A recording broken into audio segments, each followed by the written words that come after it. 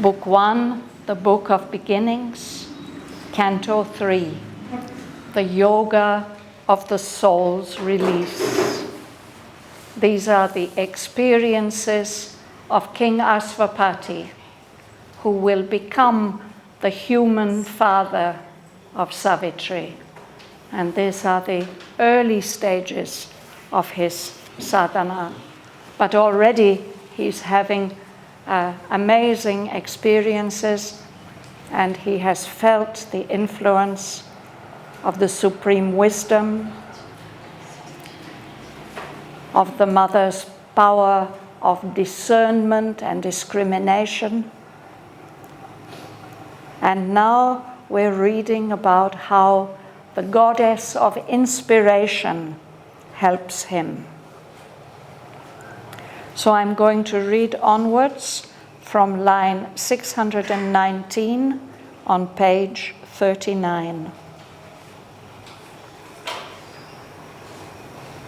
A traveler between summit and abyss, she joined the distant ends, the viewless deeps, or streaked along the roads of heaven and hell, pursuing all knowledge like a questing hound.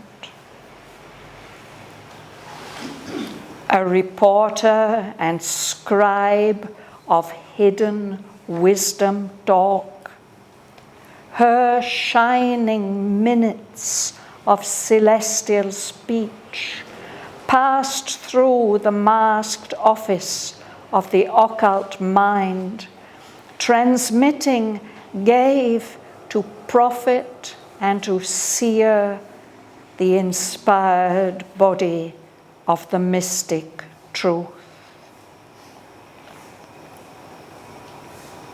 A recorder of the inquiry of the gods, spokesman of the silent seeings of the Supreme, she brought immortal words to mortal men. Above the reason's brilliant, slender curve, released like radiant air dimming a moon, broad spaces of a vision without line or limit swam into his spirit's ken. Oceans of being met his voyaging soul, calling to infinite discovery. Timeless domains of joy and absolute power stretched out, surrounded by the eternal hush. The ways that lead to endless happiness ran like dream smiles through meditating vasts. Disclosed, stood up in a gold moment's blaze, white sun steps in the pathless infinite. Along a naked curve in bornless self, the points that run through the closed heart of things shadowed the indeterminable line that carries the everlasting through the years. The magician order of the cosmic mind, coercing the freedom of infinity with the stark array of nature's symbol facts, facts and life's incessant signals of event, transmuted chance recurrences into laws, a chaos of signs into a universe. Out of the rich wonders and the intricate worlds of the spirit's dance, with matter as its mask, the balance of the world's design grew clear.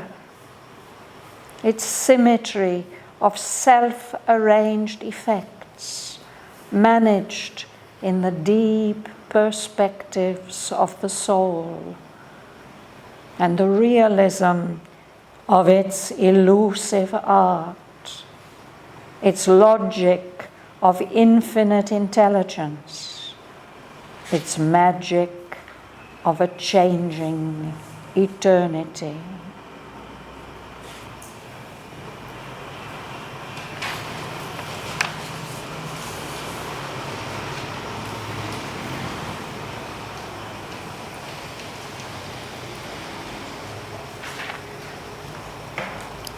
You will begin, Suresh. A brother between sun and place. She joined the distant ends of viewless deeps. Straight along the road of heaven and hell. Crossing of knowledge like a crossing and Yes, a hound. So this is the goddess of inspiration. And one of the many things that she can do is to make connections between different ends of existence. She joined the distant ends, the viewless deeps. We can think of the ends as the high goals that we are aspiring for, and the viewless deeps, those dark, deep places where we cannot see. But inspiration can connect those different ends of existence. Or another thing that she does is to streak, to move quickly along all different kinds of roads. The roads of heaven on the higher levels of existence, and even the roads of hell in the nether deeps. She moves quickly along all those roads, pursuing all knowledge like a questing hound. One of those dogs who can smell things out. No? They use these clever dogs with their sensitive noses to find people who are buried when buildings have been collapsed, or people who have got lost. So this is one of the actions of the goddess. She can find out hidden things, pursuing all knowledge, like a questing hound, a hound searching for something.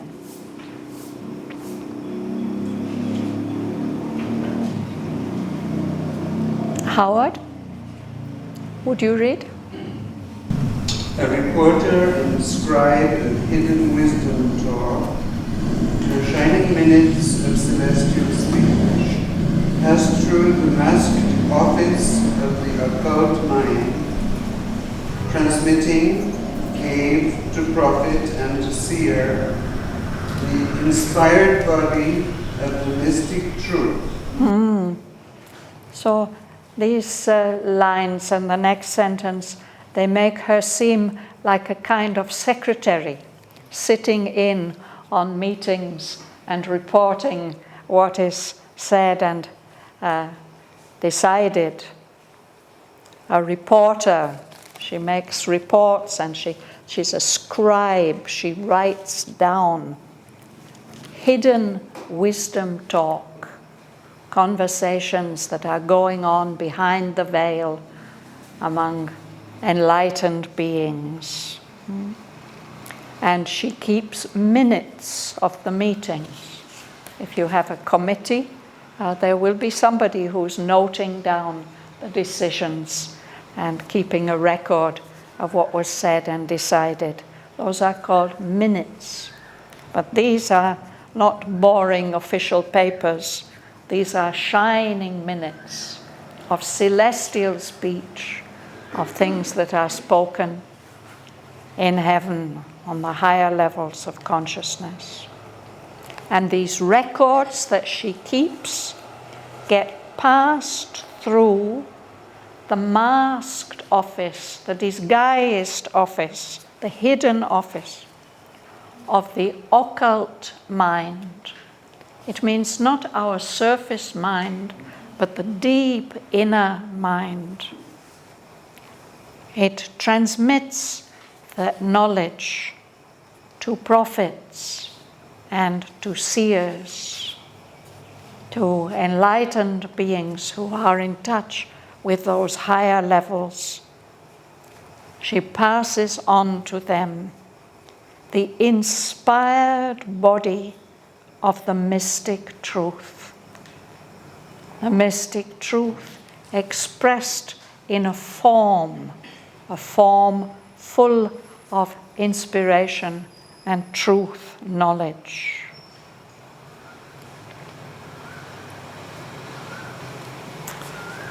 Alice? A recorder of the inquiry of the gods, spokesman of the silent seas of the Supreme, she brought immortal words to mortal men. This is the work of inspiration, to bring immortal words from the higher levels into the minds and out of the mouths of mortal men. Spokesman. She's the spokesman. She passes on those immortal words that express the silent seeings of the Supreme. What the Supreme Lord sees without words, without mind. She translates that into these immortal words and passes them on to rishis and to kavis.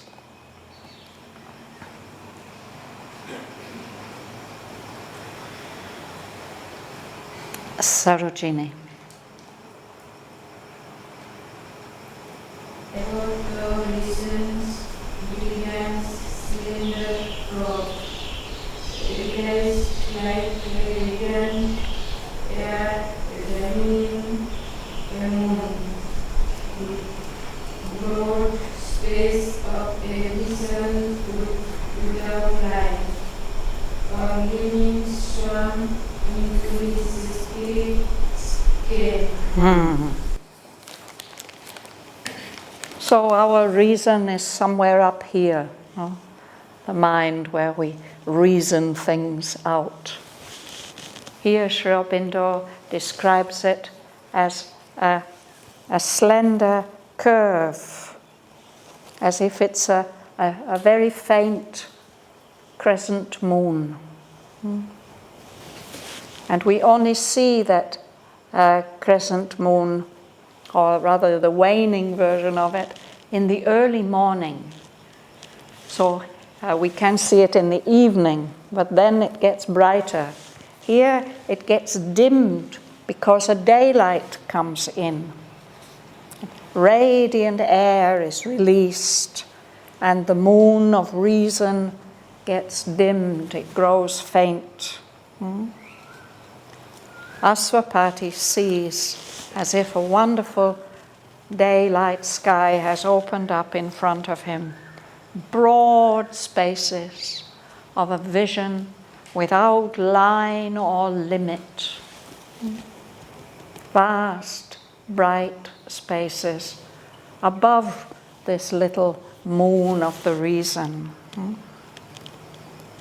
These bright spaces full of knowledge swim into his spirit's ken. Our ken is it's our field of knowledge, what we know. We use the expression, we say that something is beyond our ken, something that we can't know or that we don't know. So those vast spaces without line or limit swam into his ken. He becomes aware of them and all that they hold. Mila.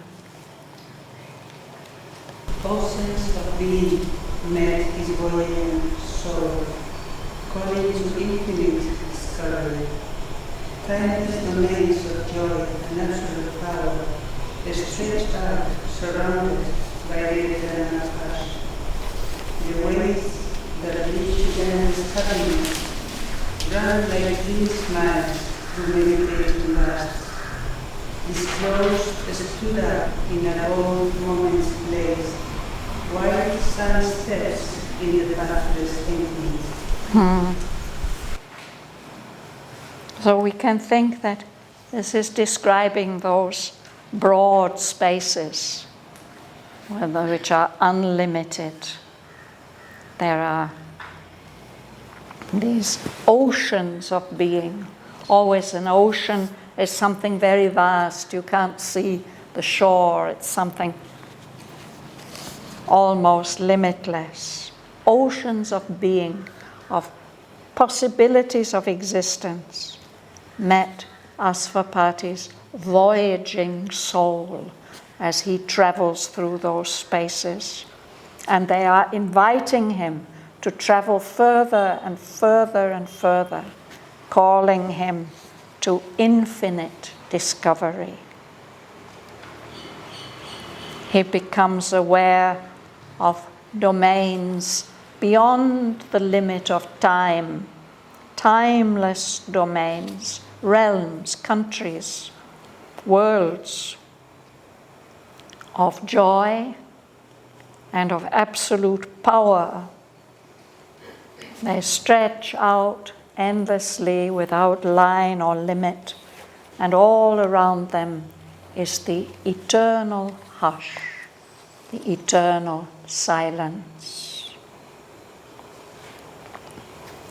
And he sees paths, ways, leading to endless happiness. And these ways, as he sees them stretching out before him, they look like smiles, dream smiles. And they are stretching out and running through vastnesses, meditating vasts.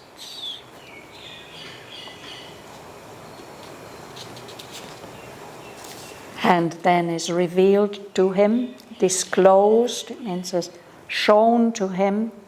He sees standing up in a gold moment's blaze, just for a moment he gets a glimpse of these white sun steps in the pathless infinite.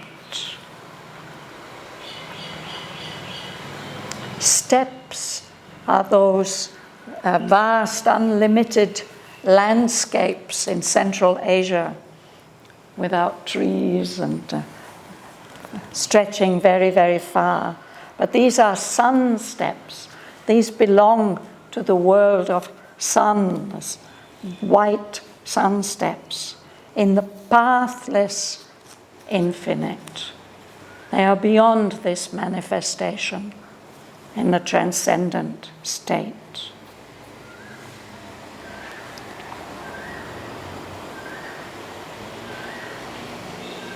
Gentleman at the back, would you read?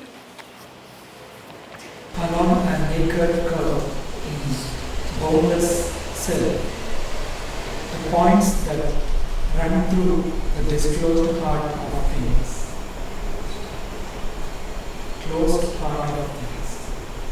Shadow the indeterminable line that carries the everlasting through the years. Yes. This is a very special experience, no? Along a naked curve in bornless self. Bornless, again, it means without any limit. There's no border. So he's seeing in the self, in himself, and in the one self, a kind of edge or curve, and it's marked by points. Sri Aurobindo says those points are running through the closed heart of things. There's a hidden, secret heart of things behind all the appearances. But Aswapati now sees a curving line passing through that bornless self, running through the closed heart of things. The points indicate or make a shadowy indication of the indeterminable line. There's a line that we can't exactly define, but that line carries the everlasting through the years. The everlasting who is beyond time. Nevertheless, he's not limited by time, but he passes through time. He allows himself to be carried through the years so that he is always with us, wherever and whenever. Aswapati is able to trace that line, and there are points where the everlasting reveals his movement through the years.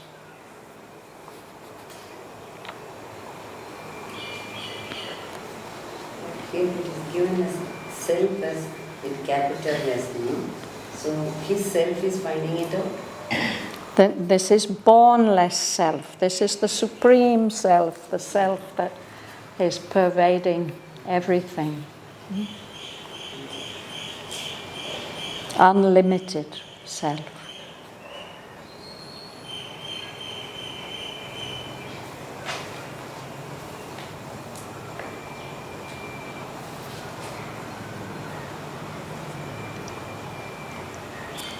Will you read, please?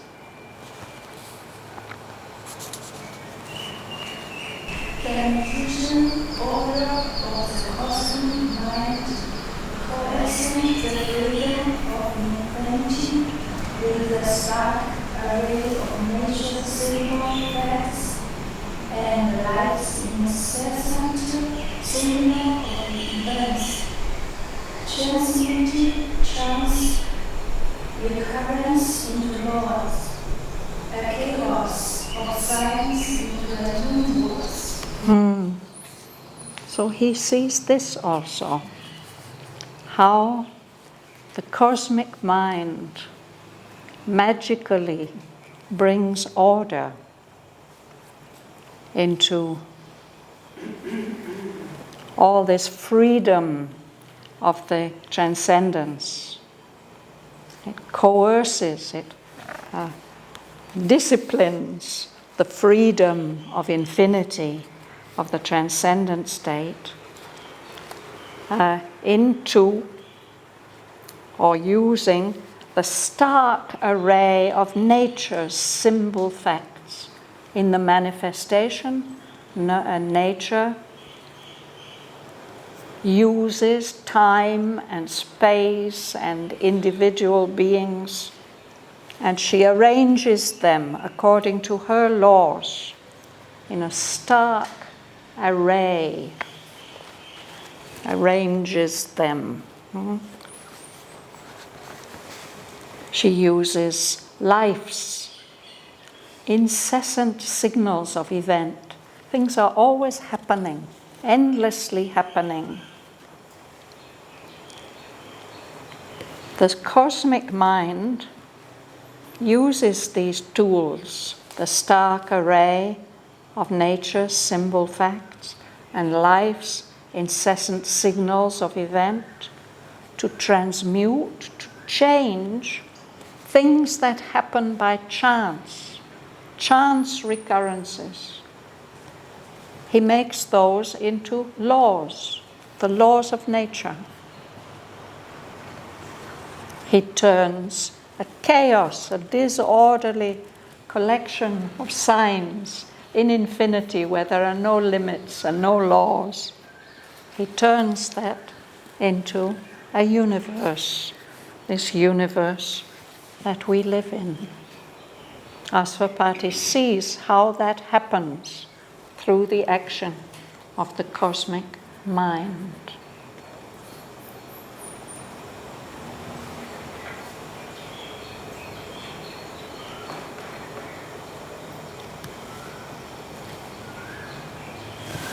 Will you read? Out of the rich wonders and the intricate worlds of the spirit's dance with matter as its mask, the balance of the worlds design grew clear. Its symmetry of self-arranged effects managed in the deep perspectives of the soul, and the realism of its elusive art, its logic of infinite intelligence, its magic of a changing eternity.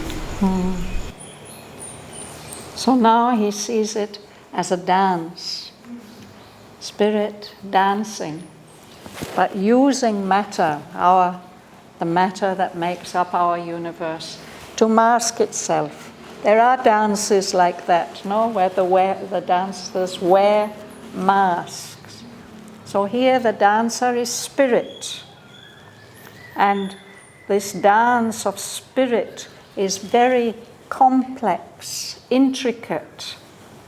The rich wonders and intricate worlds. We have worlds in our ear, these rounded forms. These are whorls. So we may see whorls in shells, for example. But here it's describing the movement of spirit's dance with matter as its mask.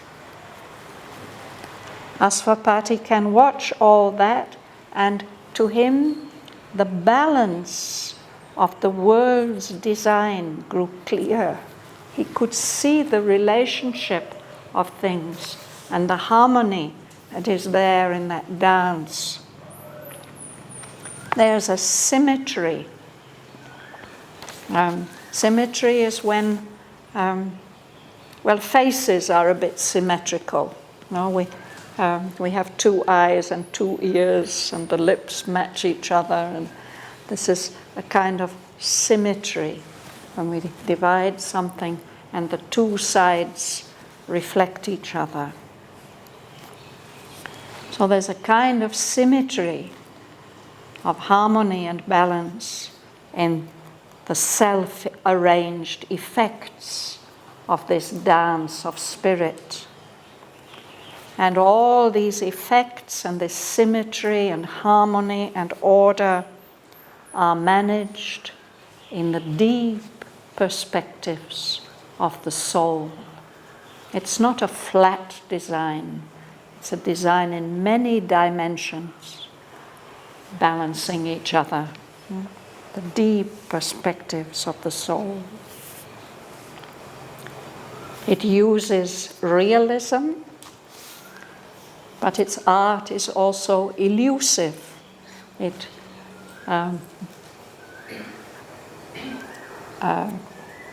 deceives us. We think we see certain things, and actually we're seeing something else. It's elusive. Behind all that, there's a logic of infinite intelligence. Everything is just where it has to be. And all this together is a magic of a changing eternity.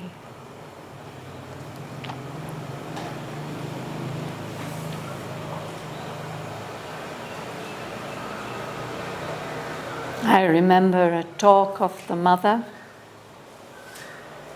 in which she expressed that as the spirit moves through infinity and eternity, it is completely undetermined. No? It is totally free. It can do anything it wants.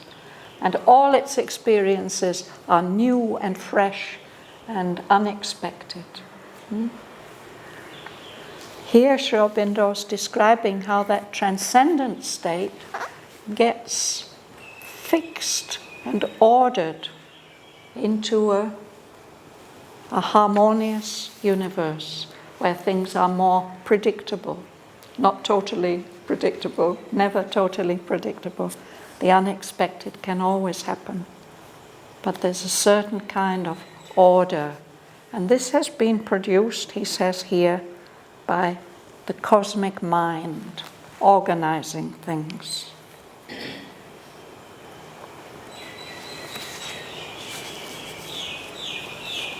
But, sorry, Shraddhavan, I don't understand really what is its magic of a changing eternity. Changing eternity. There, that's what Mother was saying, you know. On the transcendent level, everything is completely free. There's nothing fixed. There's no limit to all the potentialities that can be expressed and experienced. You got it? Yeah. I'm sorry. What is the coercion of the freedom of infinity? Sorry? What is there?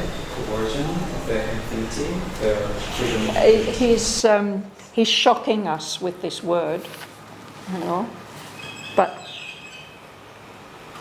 he wants us to see the difference between that total freedom and without any determinism in the transcendent state, and how in the manifestation, in the creation, in the universe, that total freedom gets expressed in a kind of order.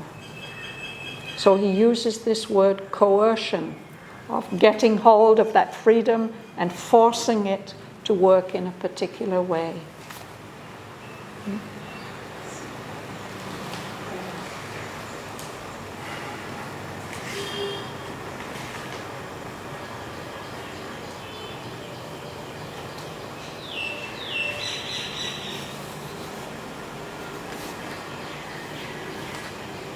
Would you read next, please?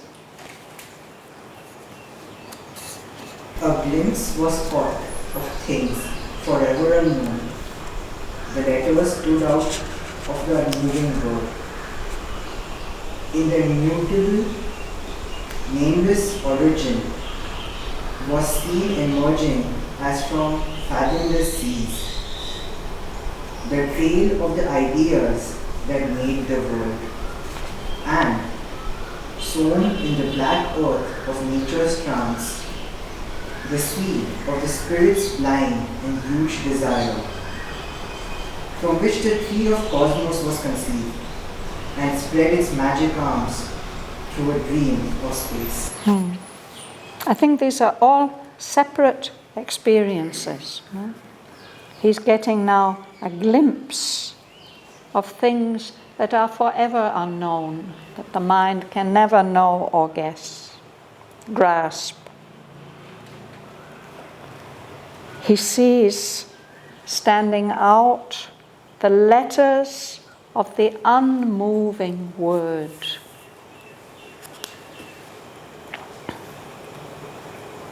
This is the original word of creation that has given rise to everything. And in the Indian tradition, this is Om. And there's a teaching about the syllables, the 3 syllables of Om. The Ah and the Oo and the M. No?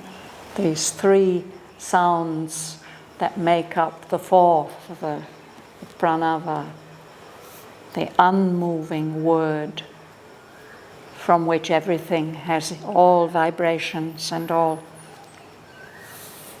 appearances have emerged.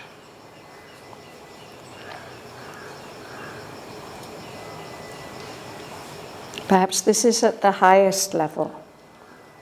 And then we come down a step and he sees the unchangeable, nameless origin, the beginning of everything.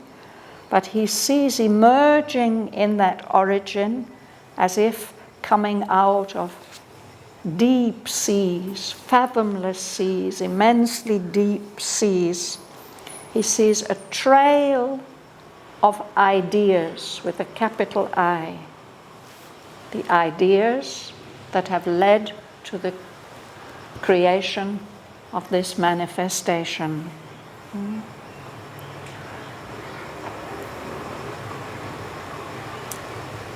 And then he sees a seed of the Spirit's blind and huge desire. A desire has arisen in the origin, and that seed gets planted in the black earth of nature's trance. The black suggests the inconscience, but black earth is also the most fertile earth. When the earth is black and rich, wonderful things can grow in it. So what grows is the universe. The tree of cosmos emerges.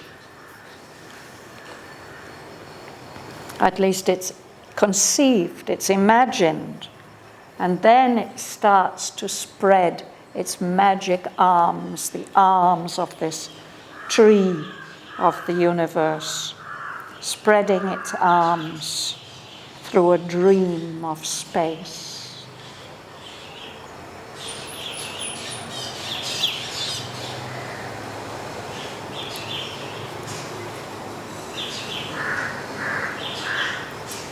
Kamala? Immense reality took Earth's shape.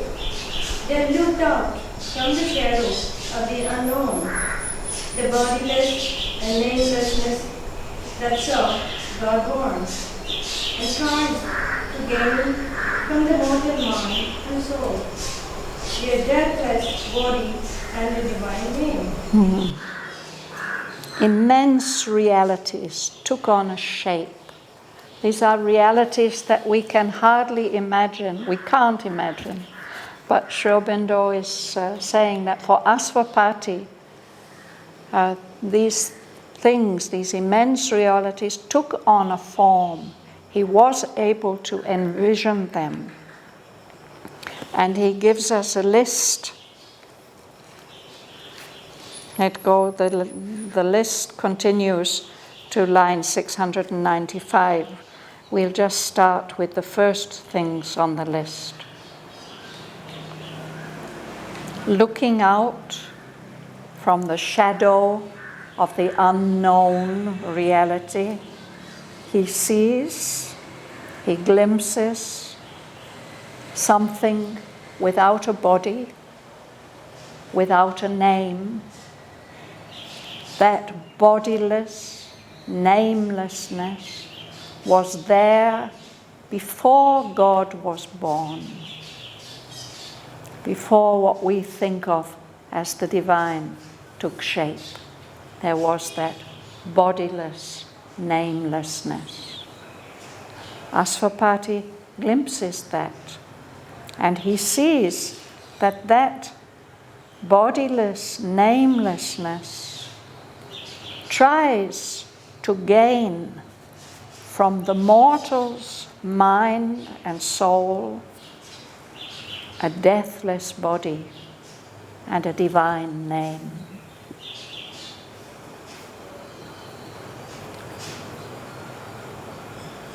It's a wonderful way of expressing how that transcendent state, that bodiless namelessness,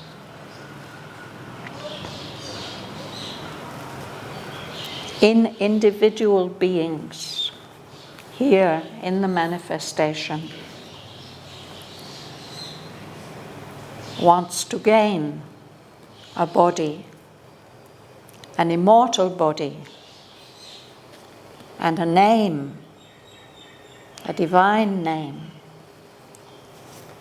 This is the destiny of all individuals in this manifestation, if the process is fulfilled. There will be deathless bodies and a divine name in which that bodiless namelessness will be able to express itself.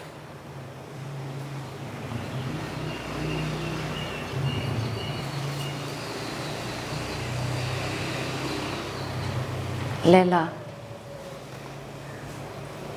The immobile lips, the great surreal wings, the rigid visage masked by superconscient sleep,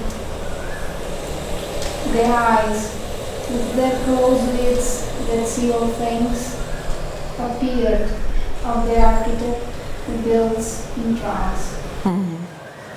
So this is another immense reality that he sees. There's a being, an architect who has envisioned all this. He builds in a state of trance. So he doesn't speak. The lips are immobile. It's like one of those wonderful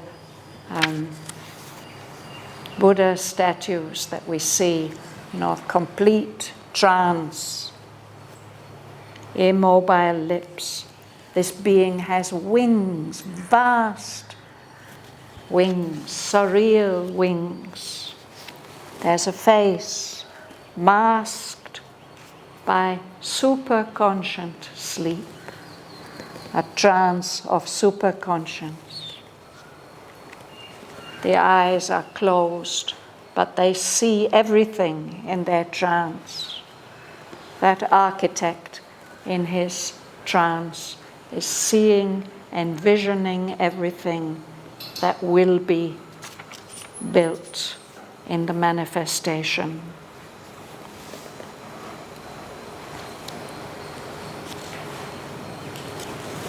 You will read, ma'am. The original desire born in the pride peered out. He saw the hope that never sleeps, the feet that run behind a fleeting fate, the ineffable meaning of the endless dream. Yes.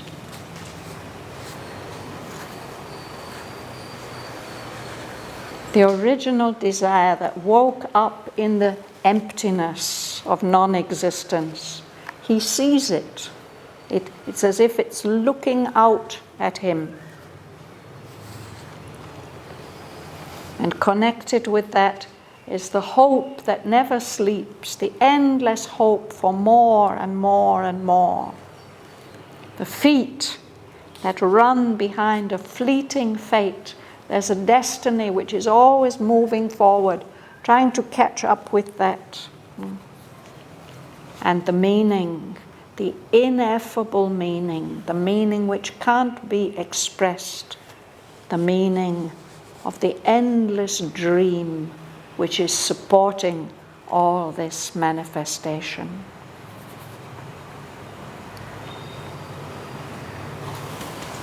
You will read, Devan?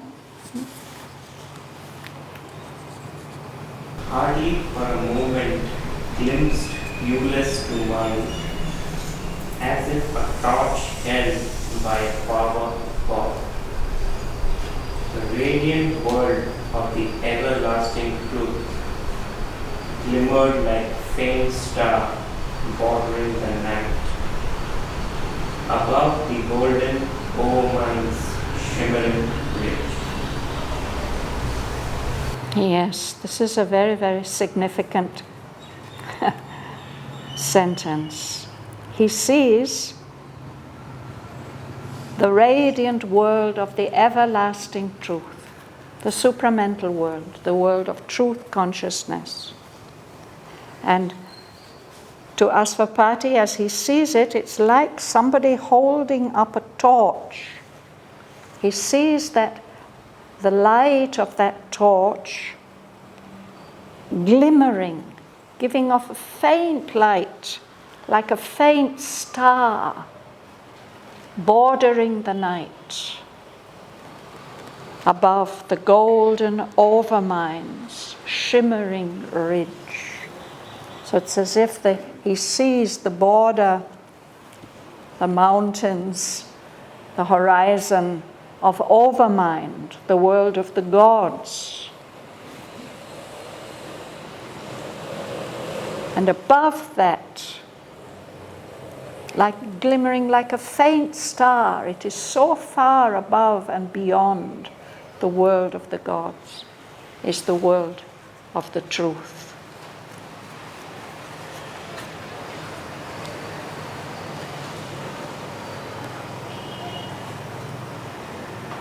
Joel.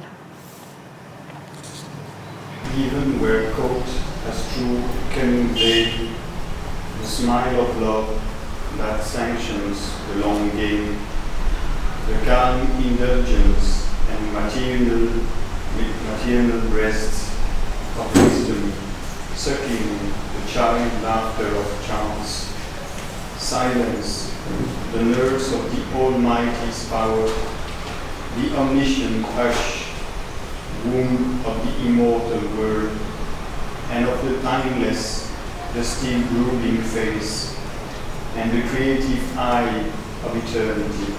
Yes.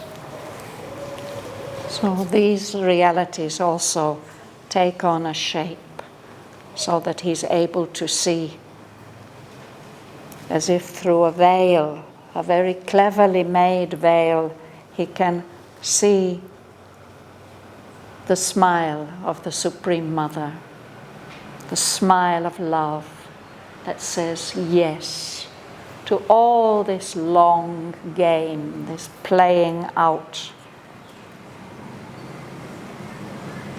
The calm indulgence. A mother is indulgent to her little child. She wants to nourish and spoil him. The maternal breasts of wisdom, a supreme wisdom. And she's feeding, she's suckling the child laughter of chance. It's a very important element in the universe. The child laughter of chance that expresses that freedom of the supernal, so that the unexpected can happen.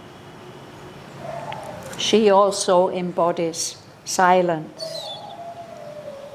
That silence and stillness is the nurse feeding and nourishing the Eternal's, the Almighty's power. The omniscient hush, the silence in which all knowledge is held. That is the womb that gives birth to the immortal word, to the Om. And he sees a face, the still, brooding face of the timeless,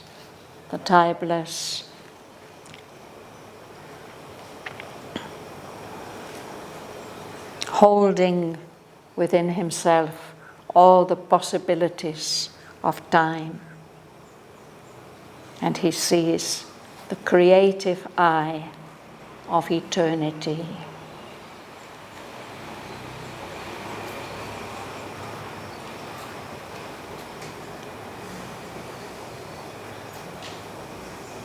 These are wonderful lines of poetry, but they must express experiences that Sri Aurobindo himself had that are way beyond our grasp, and yet somehow he communicates something of them to us through these wonderful words.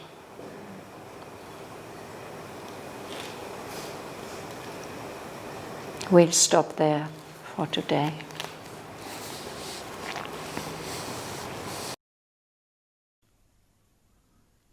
A traveller between summit and abyss, she joined the distant ends, the viewless deeps, or streaked along the roads of heaven and hell, pursuing all knowledge like a questing hound. A reporter and scribe of hidden wisdom talk, her shining minutes of celestial speech passed through the masked office of the occult mind, transmitting, gave to prophet and to seer the inspired body of the mystic truth. A recorder of the inquiry of the gods, spokesman of the silent seeings of the Supreme, she brought immortal words to mortal men. Above the reason's brilliant, slender curve, released like radiant air dimming a moon, broad spaces of a vision without line or limit swam into his spirit's ken. Oceans of being met his voyaging soul, calling to infinite discovery.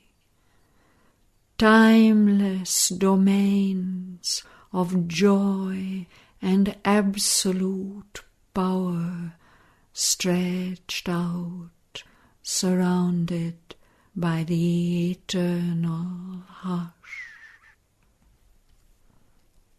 The ways that lead to endless happiness ran like dream smiles through meditating vasts.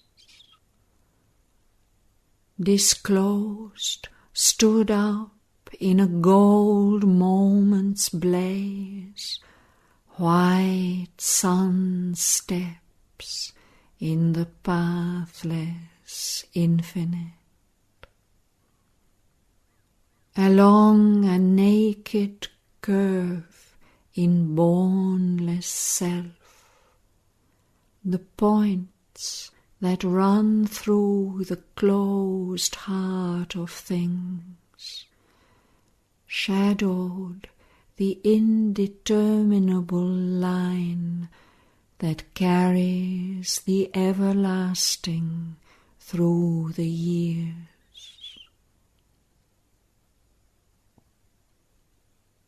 The magician order of the cosmic mind, coercing the freedom of infinity with the stark array of nature's symbol facts and life's incessant signals of event, transmuted chance recurrences into laws, a chaos of signs, into a universe.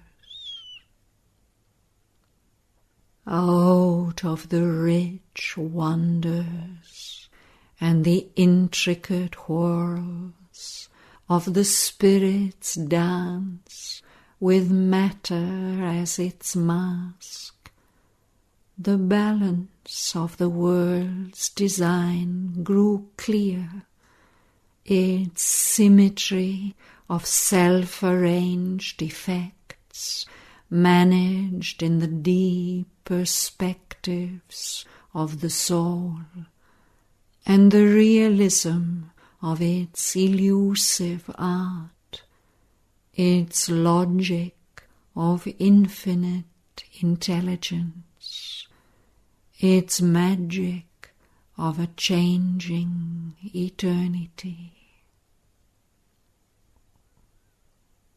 A glimpse was caught of things forever unknown. The letters stood out of the unmoving word. In the immutable, nameless origin was seen emerging as from fathomless seas the trail of the ideas that made the world.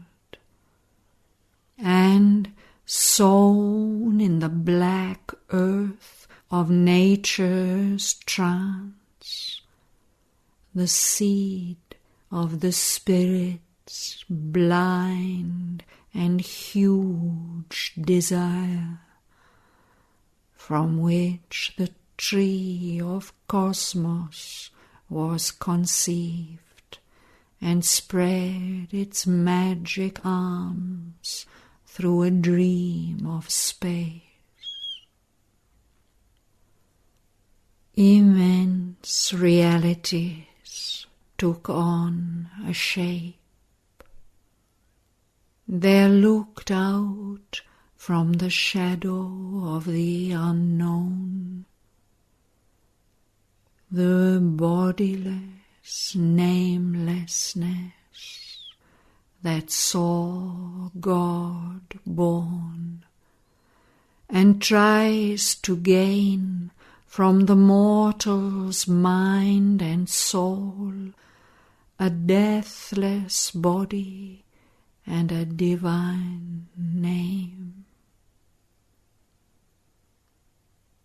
The immobile lips, the great surreal wings, the visage masked by superconscious sleep, the eyes with their closed lids that see all things, appeared of the architect who builds in trance.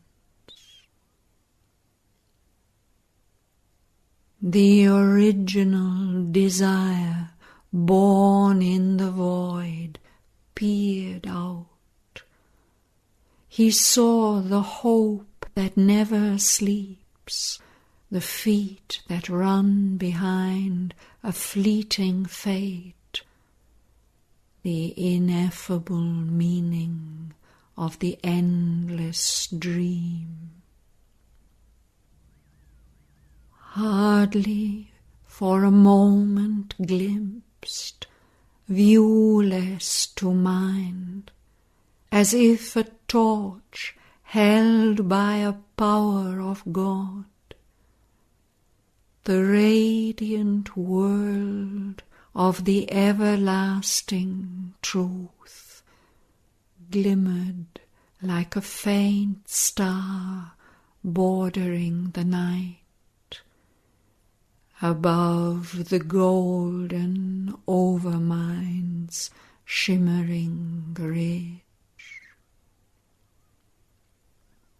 Even were caught, as through a cunning veil, the smile of love that sanctions the long game, the calm indulgence and maternal breasts of wisdom suckling the child laughter of chance. Silence, the nurse of the Almighty's power, the omniscient hush, womb of the immortal Word, and of the timeless, the still brooding face, and the creative eye of eternity.